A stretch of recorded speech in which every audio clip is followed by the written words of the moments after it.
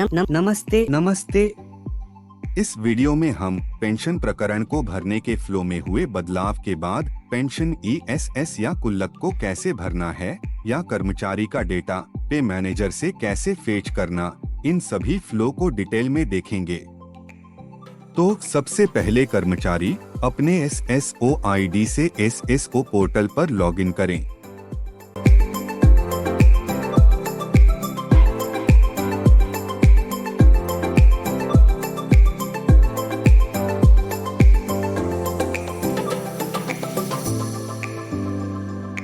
सफलतापूर्वक SSO portal पर login हो जाने के पश्चात IFMS 3.0 को सेलेक्ट करें। अब एक्सेस एम्प्लॉई सेल्फ सर्विस या ESS ऑप्शन को सेलेक्ट करें और आगे बढ़ें। अब होम पेज पर अनेक ऑप्शन दिख जाएंगे। पेंशन के लिए गुल्लक भरने के लिए पेंशन ESS ऑप्शन को सेलेक्ट करें। लेकिन यदि आपका रिटायरमेंट आने वाले 6 महीनों में है, फिर भी आपके ESS लॉगिन में पेंशन ESS का ऑप्शन नहीं शो हो रहा है, तो पहले एक बार पे मैनेजर पर अपनी डेट ऑफ रिटायरमेंट चेक कर ले। यदि पे मैनेजर पर डेट ऑफ रिटायरमेंट सही नहीं है तो उसे अपडेट करवा ले, और यदि पे मैनेजर पर डेट ऑफ रिटायरमेंट सही है या अपडेट करवा लिया है तो आप डिस्क्रिप्शन में दिए गए डिटेल्स पर अपनी प्रॉब्लम शेयर कर सकते हैं। आपकी प्रॉब्लम का पूरा समाधान किया जाएगा। पेंशन ESS ऑप्शन को सेलेक्ट करने के बाद कर्मचारी से संबंधित कुछ डिटेल्स शो हो जाएंगे। इन डिटेल्स जैसे कर्मचारी की जन्मतिथि, date of joining, date of retirement तथा बेसिक पे, ये डिटेल्स सावधानी पूर्वक चेक कर ले, क्योंकि पूरे पेंशन ESS या गुल्लक भरने के प्रोसेस में इन डिटेल्स को चेंज नहीं किया जा सकता तथा कर्मचारी के पेंशन की गणना के लिए इन डिटेल्स का पे मैनेजर पर सही होना आवश्यक है। अब यदि इन सभी डिटेल्स जैसे जन्मतिथि, date of joining, date of retirement या बेसिक पे में कोई भी डिटेल्स गलत शो हो रही है, तो पेंशन ESS में आगे बढ़ने से पहले इन सभी डिटेल्स को पे मैनेजर पर अपडेट करवा लें। और यदि इन सभी डिटेल्स को पे मैनेजर पर पहले ही अपडेट करवा लिया है या पे मैनेजर पर डेटा अपडेट करवाने के बाद रिफ्रेश डेटा फ्रॉम पे मैनेजर पर क्लिक करें, जिससे पे मैनेजर पर अपडेट किया गया डेटा IFMS 3.0 पर भी अपडेट हो जाए। डेटा फेच की रिक्वेस्ट सफलतापूर्वक दर्ज हो जाने के बाद कुछ इस प्रकार से सक्सेस का मैसेज शो हो जाएगा। अब ओके पर क्लिक करें और पे मैनेजर पर अपडेट किए गए डेटा को IFMS 3.0 पर अपडेट होने तक इंतजार करें। रिफ्रेश डेटा फ्रॉम पे मैनेजर पर क्लिक करने के बाद अधिकतम 12 घंटे वेट करें। उसके बाद पेंशन ESS प्रोसेस को दोबारा से शुरू कर सकते हैं। लेकिन यदि फेच डेटा फ्रॉम पे मैनेजर पर क्लिक करने के बाद कुछ इस प्रकार का मैसेज जैसे डेटा ऑलरेडी एक्सिस्ट का मैसेज आ जाता है, तो डेटा फेच की रिक्वेस्ट सबमिट नहीं हो पाती।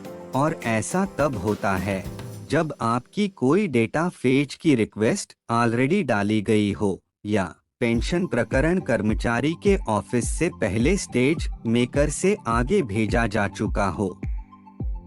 वर्तमान में डेटा फेच की रिक्वेस्ट डालने पर यदि इस प्रकार का कोई भी एरर आता है तो आप कमेंट करके बता सकते हैं। आपकी डेटा फेच रिक्वेस्ट के लिए पूरी मदद की जाएगी। अब पेंशन गुल्लक भरने के लिए कंटिन्यू पर क्लिक करें। कंटिन्यू पर क्लिक करने के बाद कर्मचारी के पर्सनल डिटेल्स जैसे कर्मचारी का नाम, जन्मतिथि, एम्प्लॉई कोड, वैवाहिक स्थिति, मोबाइल नंबर इत्यादि डिटेल्स शो हो जाएंगे। इन डिटेल्स को सावधानी पूर्वक चेक कर ले। अगर इनमें कोई त्रुटि है तो उसे करेक्ट कर ले। और सबसे जरूरी, स्पाउस नेम को सावधानी पूर्वक चेक कर ले।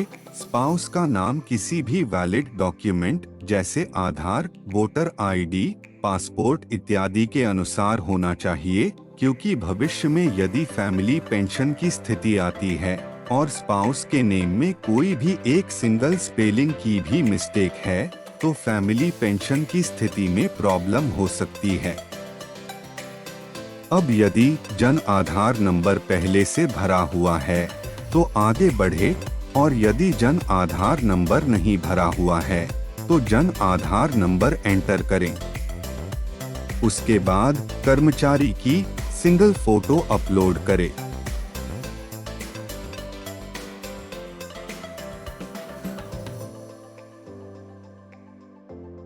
अब कर्मचारी का वर्तमान पता दर्ज करें।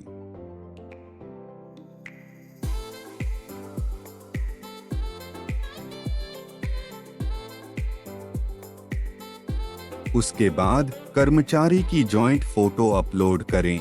लेकिन यदि कर्मचारी की वैवाहिक स्थिति अविवाहित, विडो या विडोवर है तो कर्मचारी की सिंगल फोटो ही यहाँ भी अपलोड करें।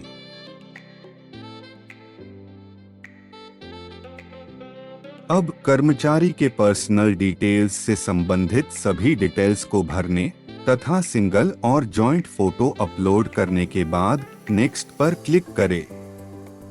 नेक्स्ट पेज पर कर्मचारी के कार्यकाल से संबंधित जैसे joining date, retirement date, retirement order date, designation इत्यादि डिटेल्स शो हो जाएंगे।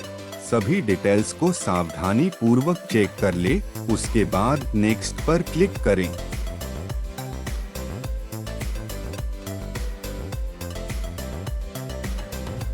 नेक्स्ट पेज पर कर्मचारी का वर्तमान एड्रेस तथा परमानेंट एड्रेस शो हो जाएगा।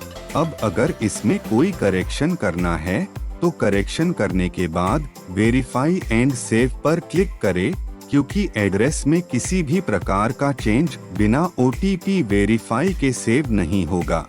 यदि कर्मचारी ने एड्रेस में कोई चेंज किया और OTP वेरीफाई नहीं किया तो एड्रेस में किया गया चेंज कर्मचारी के प्रोफाइल में सेव नहीं होगा। OTP वेरीफाई करने के बाद नेक्स्ट पर क्लिक करें। अब नेक्स्ट पेज पर कर्मचारी के फैमिली मेंबर से संबंधित डिटेल्स शो हो जाएंगे तथा यहाँ पर नॉमिनी की डिटेल्स शो हो जाएगी।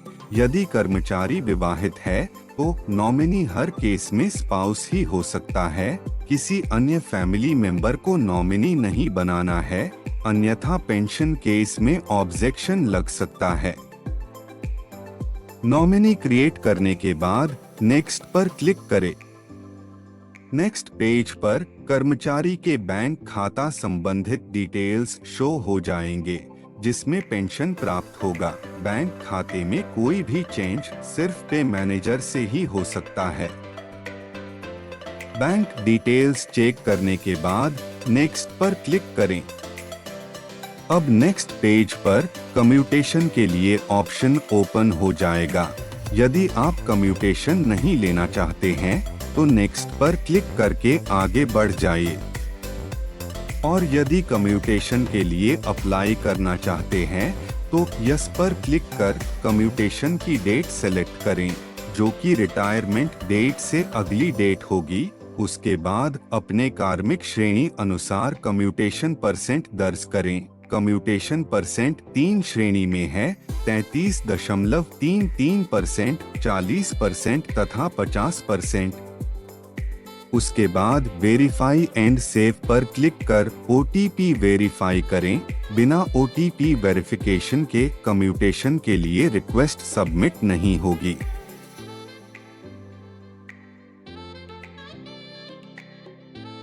अब लास्ट पेज पर कर्मचारी के बेसिक पे से संबंधित डिटेल्स शो हो जाएंगे। पे से संबंधित डिटेल्स को सावधानी पूर्वक भरें, क्योंकि प्रदर्शित डिटेल्स के अनुसार पेंशन कैलकुलेट होगी। तथा मंथली पेंशन ट्रेजरी को सिलेक्ट कर लें, जहां से आप मंथली पेंशन प्राप्त करना चाहते हैं। अब सबसे लास्ट में ऑफिस की पुष्टि का ऑप्शन है, जहां से कर्मचारी का पेंशन इनिशिएट होगा, अर्थात जिस ऑफिस में कर्मचारी की सर्विस बुक होती है। यदि जो ऑफिस शो हो रहा है उस ऑफिस में सर्विस बुक है तो सबमिट पर क्लिक कर पेंशन के लिए आवेदन प्रक्रिया पूर्ण करें। परंतु यदि शो हो रहे ऑफिस में सर्विस बुक नहीं है तो अदर पर क्लिक कर उस ऑफिस का ऑफिस कोड दर्ज करे जिस ऑफिस में कर्मचारी की सर्विस बुक है। उसके बाद चेक पर क्लिक कर दर्ज किए गए ऑफिस की पुष्टि कर ले। ऑफिस की पुष्टि हो जाने के बाद सबमिट पर क्लिक करें तथा पेंशन के लिए आवेदन प्रक्रिया को पूर्ण करें। धन्यवाद।